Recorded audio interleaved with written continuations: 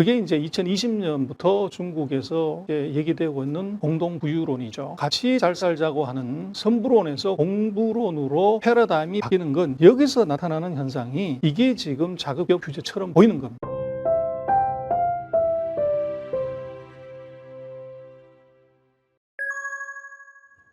패러다임 시프트라고 봐야 됩니다. 그래서 개혁 개방 이후에 지금 2020년까지 중국은 드디어 소강사회를 달성을 했고, 그래서 인당 소득이 이게 이제 뭐 $10,000가 넘어가는 이 배부른 사회가 도래되고 난 다음에 지금 중국이 바라보는 앞으로의 30년의 세상은 배부른 세상은 아니다. 그게 이제 2020년부터 중국에서 이제 얘기되고 있는 공동부유론이죠. 그래서 같이 잘 살자고 하는 선부론에서 공부론으로 패러다임이 바뀌는 건 여기서 나타나는 현상이 이게 지금 자급기업 규제처럼 보이는 겁니다. 그래서 그것은 지금 중국을 놓고 보면 이제 로스토우의 그 발전 단계설로 보면은 이제 전통사회에서 도약 전 단계, 그리고 도약 단계, 그리고 성숙 단계, 대중소비 단계 이런 5단계 단계가 있다면 중국은 지금 도약 단계에서 성숙 단계로 넘어가는 이 과도기에 있고, 그래서 도약 단계까지는 중요한 것은 효율이었죠. 누가 더 많이 생산하고 이제 빨리 하냐가 문제지만 이것이 이게 이제 성숙 단계로 넘어갈 때는 이것은 효율이 아니라 분배가 중요해집니다. 그래서 중국으로 놓고 보면 20년간에 이제 어떻게 보면 뭐 그 WTO 가입 이후에 엄청난 성장을 했지만 빈부격차, 그리고 지역 격차, 또 도농 간의 격차는 더 벌어졌고, 이것을 이제 어떻게 보면 앞으로 30년의 세상에서 같이 잘 살자고 하는 것을 패러다임을 바꾸면은 분배를 다시 조정해야 되는 문제가 생기는 것이죠. 그러다가 보니까 중국으로서는 새로운 패러다임 시프트에서 이것이 분배 불공평을 손을 보자. 이제 그것이 최근에 나타난 규제 산업인 것 같아요. 그러나 이제 우리는 미국에 상장된 플랫폼 기업들의 이제 규제로 인한 주가 폭락을 중심으로 중국을 계속 보다가 보니까 중국은 자국 기업 다 죽이는 규제를 하고 있는 건 아닌가 하는데, 중국이 얘기하고 있는 공동부유론을 보면은 안을 자세히 들여다보면 뭐 최근에 발표를 했습니다. 앞으로 5년 동안 소위 말하는 법치국가 건설이라는 프로젝트를 얘기를 해요. 거기에 보면 규제해야 될 4가지 산업이 나오고 육성해야 될 4가지 산업이 나와요.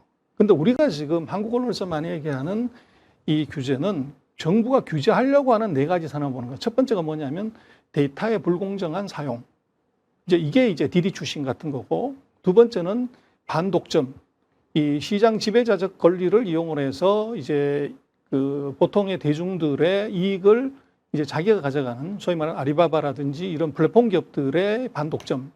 그리고 세 번째는 뭐냐고 그러면 인구 감소에 저해가 되는 요소들. 그래서 중국은 이제 뭐 한 자녀밖에 안 낳기 때문에 인구 감소가 앞으로 3년에서 5년에 나타나는 거죠. 그래서 최근에 3자녀를 허용한다고 했지만 설문조사해 봤더니 90%에 안 낳겠다고. 그러면 의미가 없는 정책인데, 그래서 물어봤더니 젊은 이제 부부들한테 물어보고 왜 아기를 안 낳냐고 그랬더니 2가지를 얘기한 것이, 하나가 사교육 부담이 너무 크다. 두 번째는 부동산 값이 높다.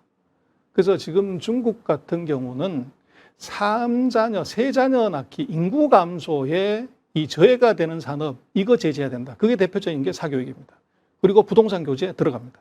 그리고 이제 육아 비용 중에서도 그 의료, 서비스, 제약, 이거 대상이 된다는 거죠. 그래서 최근에 중국의 사교육 업체들이 뭐 주가가 80%, 90% 떨어지는 이유는 바로 요 대상에 들어갔고, 네 번째는 부채 비율이 높고, 그리고 탄소 발생량이 많은 산업.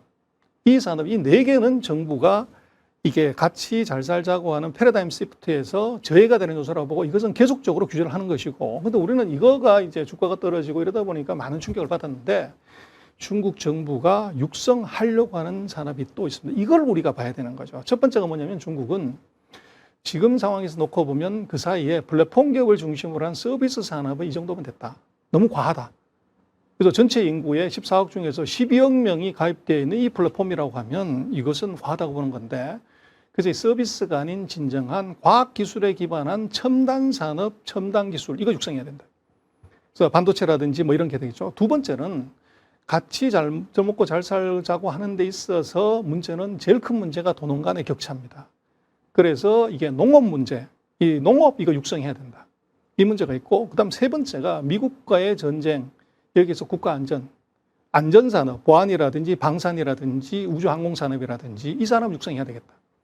그리고 네 번째는 신에너지 산업입니다. 뭐 중국은 뭐 전체 발전에 거의 전 세계 CO2 발생량의 최대 발생국이 중국이기 때문에 이 탄소 중립, 이건 뭐 중국으로서는 피할 수 없는 것이죠. 그러다 보니까 신에너지, 이게 탄소 중립, 뭐 전기차, 배터리 이런 산업이 되는 거죠. 그래서 이 네 가지의 그 중국이 규제하는 산업, 뭐 데이터, 이 인구, 부채, 독점, 이 산업은 규제하지만 첨단 기술, 공동부유, 국가안전, 신에너지 이 네 개는 육성한다는 거죠. 그래서 이 두 개가 극명하게 갈라지는데 한국은 자꾸 이제 주식 투자하는 관점에서 보다 보니까 앞서 말씀드린 규제 산업의 포커스에서 중국이 이것이 다 죽이려고 한다. 이렇게 이제 오해를 하는 거죠. 그래서 주가도 마찬가지입니다. 이것을 안을 들여다보면은 굉장히 극명하게 주가의 방향이 다르다. 그렇게 볼 수가 있습니다.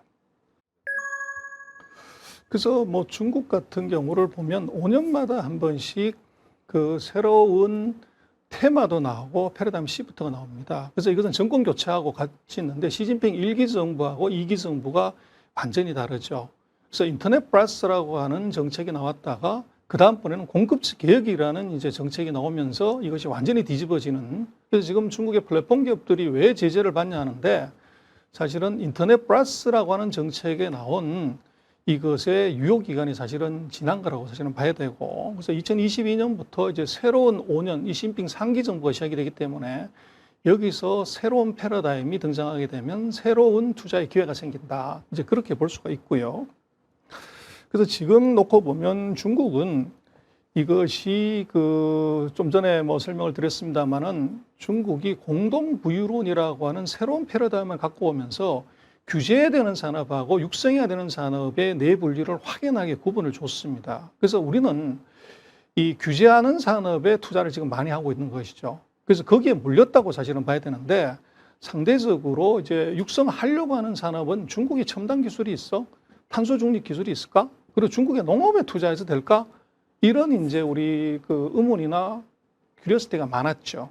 그러나 중국은 대세는 이쪽으로 확실하게 간다는 것이고, 그래서 이제 최근에 이제 한국에서 놓고 보면 이제 중국 투자를 하시는 분들이 정확히는 중국 투자가 아니라 미국에 상장된 중국 주식에 투자하신 분들이 엄청난 실망감 또 손실을 보신 거죠. 그 이유는 중국이 규제하는 산업들이 전부 인터넷 기업들인데 이게 다 미국에 상장이 돼 있었다는 거죠. 그래서 지금 이제 미국에 상장된 중국 인터넷 기업은 미국에 상장된 기업의 50%가 인터넷 기업이기 때문에 그런 것이고, 그러나 중국 증시는 인터넷 기업이 없습니다. 그래서 인터넷 산업은 중국은 이것이 구조적으로 상장의 조건을 갖추지를 못해요. 그래서 이것이 흑자가 나야 상장할 수 있는데 인터넷 기업들은 초기 단계에서 흑자가 나지가 않고 또 자금이 없다 보니까 대부분 외자를 이제 도입하게 되는데 중국은 외국인들이 인터넷 산업에 투자를 할 수 없게끔 되어 있습니다. 금지 업종이기 때문에 외국인에 투자했다고 하면 이것은 뭐 법 위반이기도 하지만 IPO 대상이 되지 않는 거죠. 그러다 보니까 이 중국의 이제 기업이 인터넷 기업, 플랫폼 기업이 주류라고 생각하는 것은 그것은 잘못된 생각이고 중국은 제조업이 거의 90%가 넘는다고 봐야 됩니다. 그래서 이제 중국 본토 기업은 바로 중국 제조업이라고 봐야 되고 중국의 지금 새로운 패러다임의 시프트는 중국 제조업의 미국을 뛰어넘는 강화. 이게 앞으로 5년 동안 중국이 가져갈 중요한 새로운 정책의 핵심입니다. 그래서 뭐 좀 전에도 그런 이제 그 질문이 있었습니다만은 왜 JP 모간은 이게 중국에 법인을 냈냐 이거죠. 그래서 중국이 정책이 저렇게 왔다 갔다 하고 이런 엉망진창인 나라에 거기서 뭘 먹겠다고. 그래서 미국을 믿을 것이냐 아니면 이제 이 중국에 투자하는 개미들의 신념을 믿을 것이냐, 그것은 답은 간단합니다. 그리고 지금 중국에는 이미 이 5개의 그 골드만삭스, 이제 뭐 크레딧 스위스, UBS 뭐 이런 회사들이 합작으로 들어와 있고 또 노무라라든지 뭐 이런 회사들이 51% 단독 지분으로 지금 중국에 이미 10개의 외국인 증권사가 들어와 있습니다.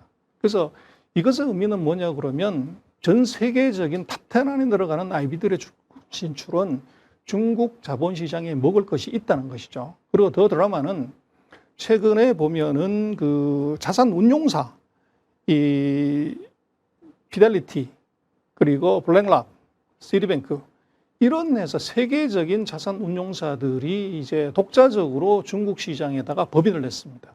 그래서 이것의 의미는 뭐냐 그러면 중국이 지금 6억 명의 중산층을 이제 형성하겠다고 하는 것이고, 중국의 자산 시장이 은행에만 예금하던, 자산의 거의 60, 70%를 은행에만 예금하던 이 자산 시장이 이게 커진다는 것이죠. 그래서 그렇게 놓고 보면 이 한국의 이제 홍합개미들이 이제 투자해서 손실을 본 그 기업으로 중국을 판단할 것이냐, 아니면 세계적인 IB하고 자산 운용사들이 중국으로 지금 들어가고 있는 것은 어떻게 볼 것이냐, 이거의 관점의 차이죠. 그래서 거기에 우리가 이제 중국을 바라보고 중국을 투자해야 되는 어떤 이제 좋은 팁이 있는 건 아닌가 싶습니다.